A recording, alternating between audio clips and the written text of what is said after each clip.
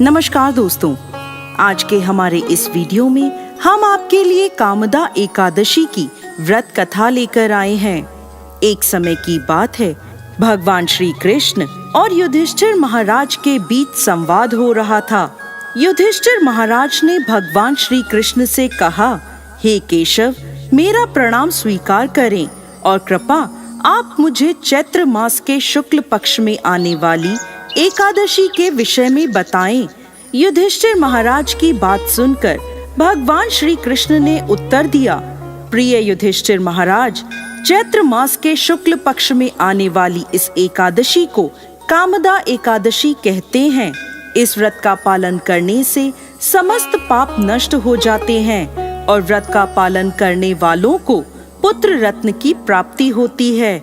इस प्रकार भगवान श्री कृष्ण ने कामदा एकादशी की व्रत कथा कहना प्रारंभ किया।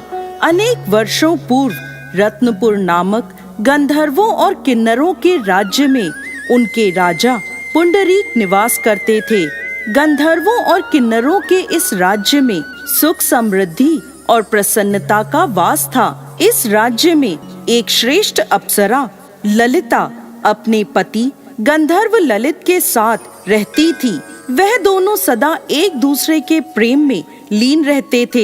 एक दिन ललित राजा पुंडरीक की सभा में नृत्य और गायन प्रस्तुत कर रहा था, परंतु उसके साथ उसकी प्रिय पत्नी ललिता नहीं थी। नाचते और गाते समय उसे ललिता की याद आ गई और उसके पैरों की गति धीमी हो गई। उसकी जीभ लड़खड़ाने लगी। तब सभा में उपस्थित नागराजों में श्रेष्ठ करकोटक नाम के एक नाग को ललित के मन का संताप ज्ञात हो गया। उसने राजा पुंडरीक को ललित के पैरों की गति रुकने एवं गायन में गलती होने की बात बता दी। करकोटक की बात सुनकर राजा पुंडरीक को गुस्सा आ गया और गुस्से में भरकर उन्होंने ललित को श्राप दे दिया, हे मूर्ख, तू मेरे सामने गायन प्रस्तुत करते हुए अपनी पत्नी को याद कर रहा है। मैं तुम्हें नरभक्षी राक्षस बनने का श्राप देता हूँ। महाराज पुंडरीक के इतना कहते ही वह गंधर्व विशालकाय राक्षस बन गया। उसका भयंकर मुख, विकराल आंखें, जिन्हें देखने मात्र से भय उत्पन्न हो जाता था, ऐसा राक्षस होकर वह अपने कर्मों का फल भुगतने लगा। जब उसकी प्यारी पत्नी ललिता को इस बात का पता चला तो वो बहुत दुखी हुई।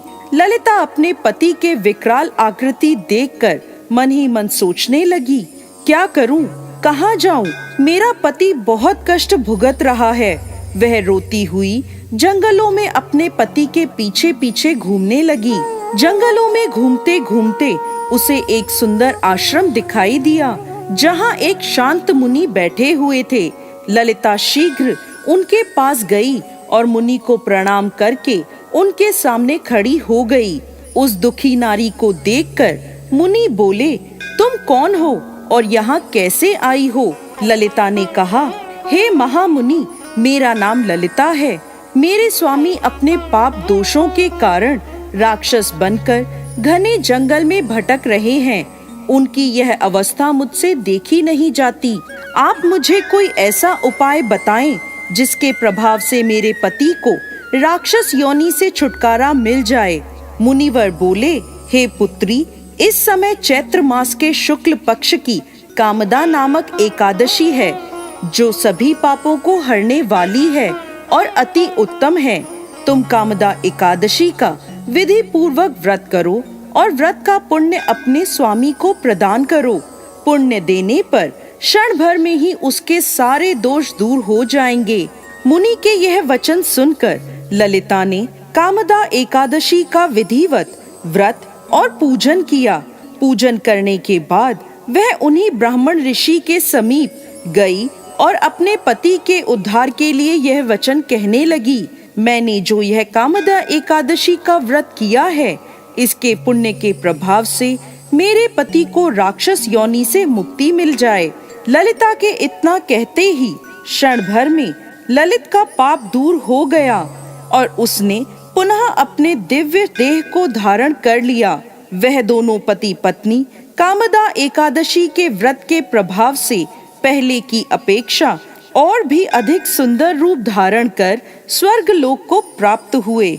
हे धर्मराज युधिष्ठिर, मैंने संसार के हित के लिए आपके सामने इस व्रत का वर्णन किया है। कामदा एकादशी ब्राह्मण हत्या आदि पापों से मुक्ति प्रदान करने वाली है। राजन, कामदा एकादशी की कथा को पढ़ने सुनने से वाजपेयी यज्ञ का फल प्राप्त होता है। जय श्री हरि विष्णु।